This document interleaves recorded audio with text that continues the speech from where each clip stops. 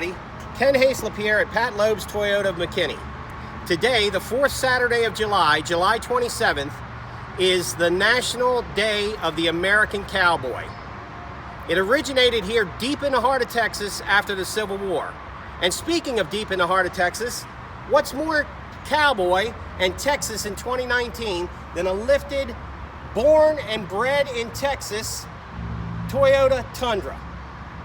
So we're here to help everybody celebrate the National Day of the American Cowboy in McKinney, Texas at Pat Loeb's Toyota of McKinney. Come on out and see my fellow cowboys and we'll put you in the saddle of your brand new Toyota.